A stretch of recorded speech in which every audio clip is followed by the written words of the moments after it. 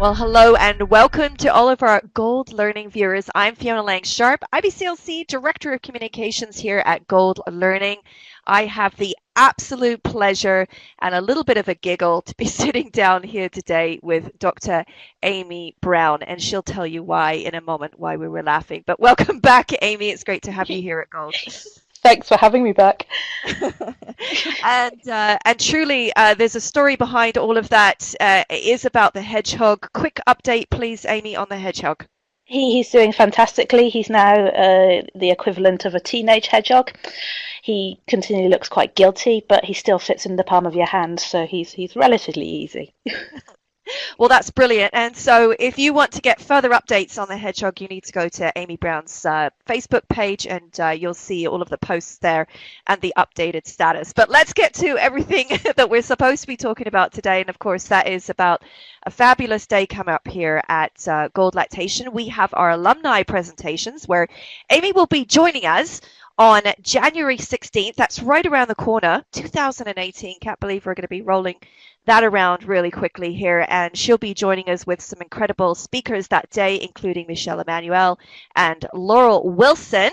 And so let's talk about you, Amy, a little bit here, because I want to hear clearly some things happening in your life, and I can't actually wait to hear more about breastfeeding trauma and what you discovered, because I think it's real. I see it with my clients. And so tell us a little bit about what you have been doing before we get into the topic at hand. Wow, this all started about 18 months ago now, when I was thinking about this topic and really thinking about the strength of emotions that you really witness online. So you see a lot going on and you see some really, really strong reactions. And the more I thought about it, I started kind of talking about this idea of breastfeeding trauma. So I was having a chat on Twitter one day with somebody else, and somebody just popped up and said, "You can't use the word trauma to talk about breastfeeding. That's ridiculous." And I thought, well, right, okay.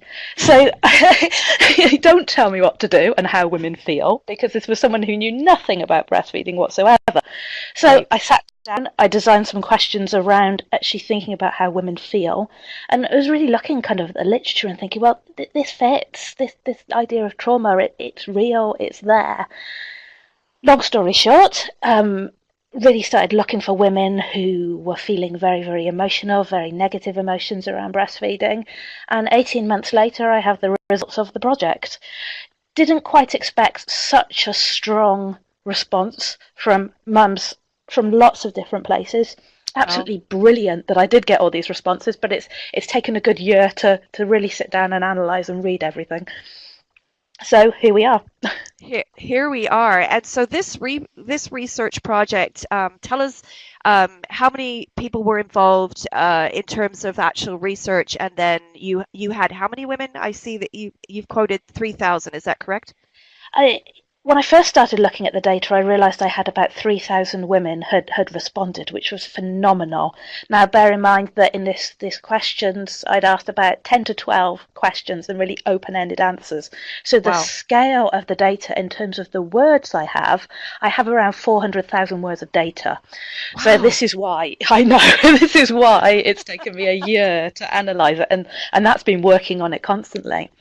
What was really interesting, though, was when I started analysing the data, I realised that around 700 approximately women had filled it in talking about their negative emotions around breastfeeding, but were still breastfeeding and had breastfed for as long as they wanted to.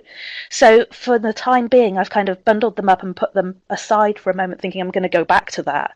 Because what was fascinating was that they were really saying, I really hated it at times. I felt under so much stress and felt guilty that I didn't enjoy it. And that's a really fascinating topic in itself.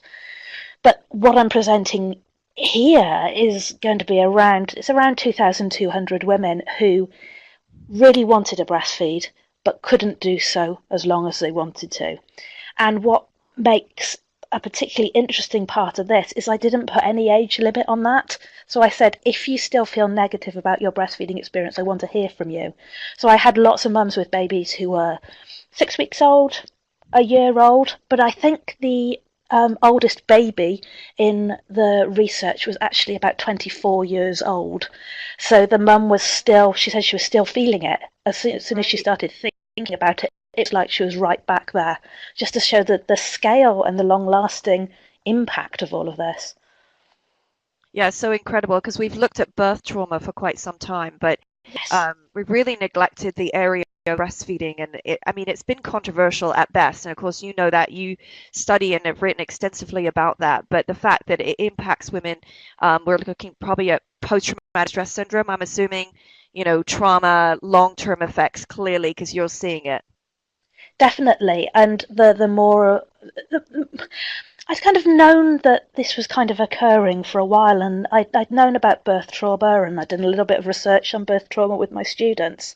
And then listening to women talking about how they felt, and really these big fights almost that break out online. And also, a lot of the communication that I quite regularly get emails and comments from mums who are really, really angry at me.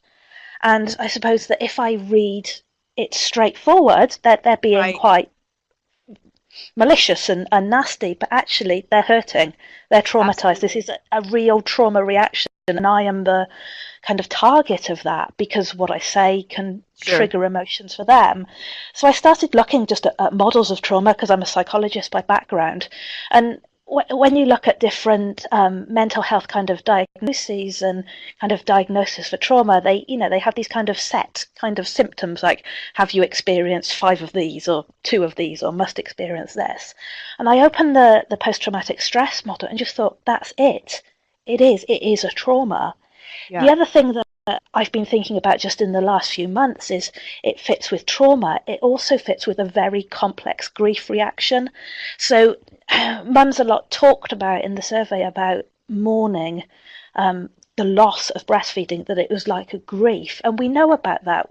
Lots of people have talked about breastfeeding grief, but looking at it in psychological terms, in a sort of stuck reaction where they're having really traumatic symptoms and are struggling with it. I mean, it, it was almost it was almost too good to be true from a researcher's perspective how much their comments were fitting these models. Now, Wow. from a real life perspective, this is terrible. We need to do something about it. We can't keep ignoring how women are feeling.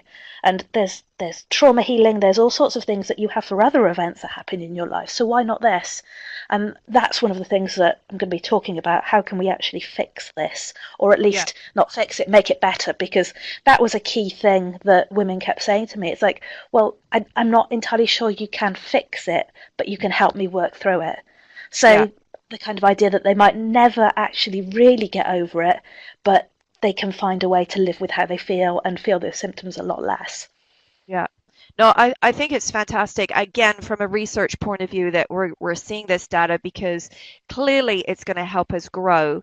As a practitioner myself, in order to figure out what we can do, I think it's going to blow everything up, to be honest, in terms of just allowing women in order to be able to go back and possibly breastfeed again, which has always been the big issue is, Yes. once you fail, you always fail.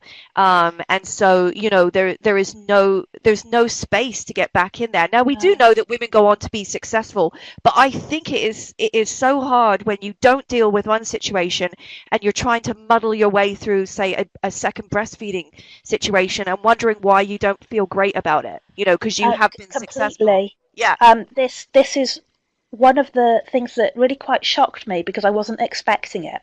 Because I'd read quite a bit of the birth literature around the idea that sometimes, not for all, a right. second birth can heal some of the trauma from the first birth. So you know you've been able to do it, you've had a much better time, you've been less stressed. But when I got to the data, quite a few mums were saying to me that after they couldn't breastfeed their first baby, they kind of felt bad, but they kind of shoved it down somewhere and didn't think about it too much and got on with things.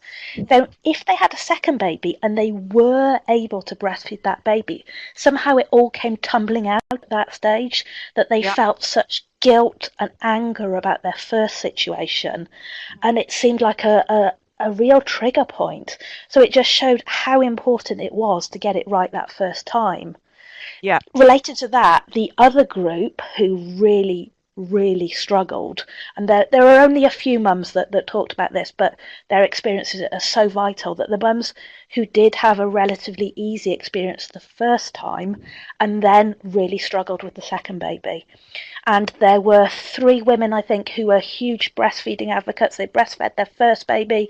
They went on to be peer supporters and even breastfeeding counsellors themselves. They were running groups. It was all great. They had their second baby. They never expected it to go wrong. Hmm. And then they weren't able to breastfeed this baby. Something happened. And they Yeah. never quite got to the bottom of it, but they just weren't producing enough milk, or the baby had real issues, and they weren't able to breastfeed. And it completely threw their lives, Yeah. because to themselves they were a breastfeeding advocate, but Right. suddenly they knew what that negative emotion really meant, and they had feelings of shame and felt they couldn't go back to the groups, and they in places weren't allowed to go back to the breastfeeding group because they were bottle feeding. And it just shows the knock-on effect. It's not just about feeding babies, it's about women's lives, it's their emotions, it's their identity. It's not just about fixing it with a bottle. No. So That's incredible. I mean, yeah. What can I say? I mean, this is a topic that is huge.